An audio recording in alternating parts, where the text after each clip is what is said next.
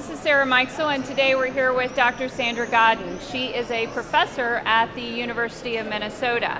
And today we're here at the international meeting for the National Mastitis Council in Milano, Italy. So thanks for being with us, Sandra. My pleasure. Thank you. Very good. Tell us a little bit about kind of the difference between environmental mastitis and contagious mastitis. Sure. Well, the difference is the source of the bacteria that is going to infect the cows.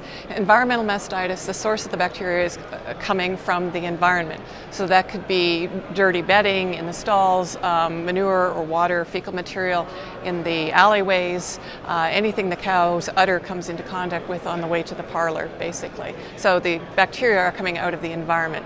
Contagious mastitis, on the other hand, are pathogens that are typically cloistered in the udder of another cow. She's already infected, and she will serve as the source of the reservoir, the source of infection for the next cow.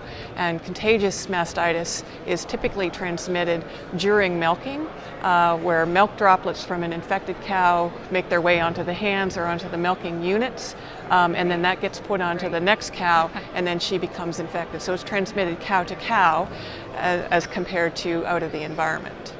Very good. And you gave a big presentation here at the conference about bedding. Mm-hmm. Can you tell us a little bit about the role that bedding plays in environmental mastitis? Sure, love to.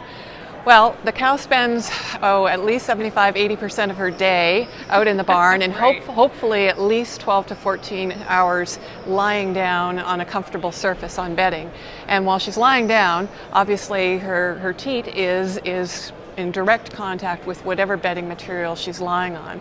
So if that bedding happens to be contaminated with high levels of bacteria, specifically environmental bacteria that can cause mastitis infections, then she is at increased risk of getting bacteria up into the gland and causing mastitis. So what I talked about yesterday was the importance of bedding management to try to reduce bacteria counts in the bedding and therefore reduce the risk for intramammary infection in the cows. There are different strategies we can take. The first is the selection of the type of bedding we're going to use in a barn. There's several different types of bedding materials that people may use around the world. The gold standard, we would all agree, is clean, never been used sand. It's inorganic. It doesn't have a lot of organic matter in it that would support bacterial growth. It's dry, and we know that the bacteria counts in new sand, never been used before sand, are the lowest, and studies consistently show that udder health is best in herds that are using new sand. So that would be our gold standard for bedding.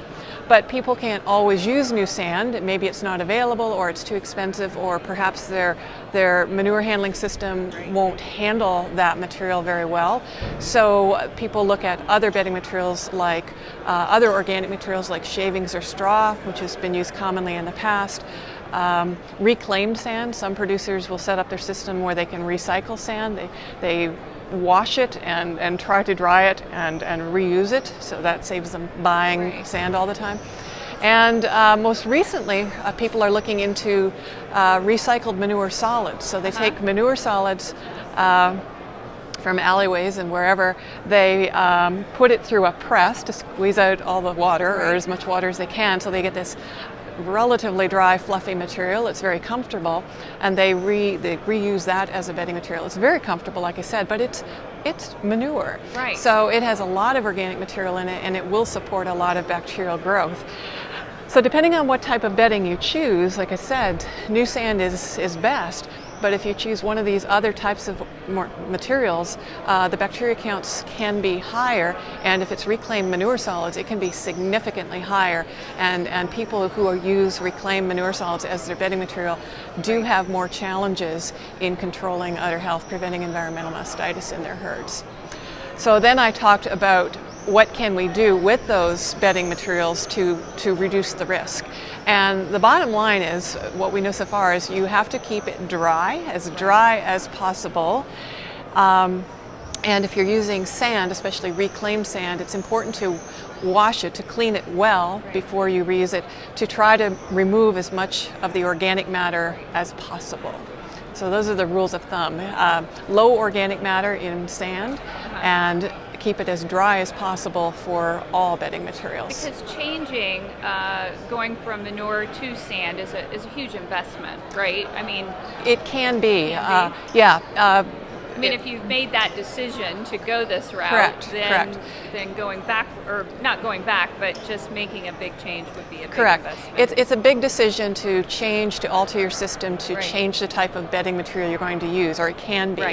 Right. So people want to think carefully about what that is going to cost and what's the return on that investment. Right. Yeah, Excellent. correct. Well, thank you for all the information today. My pleasure. Thank you. Really appreciate it. This is Sarah Meixel reporting.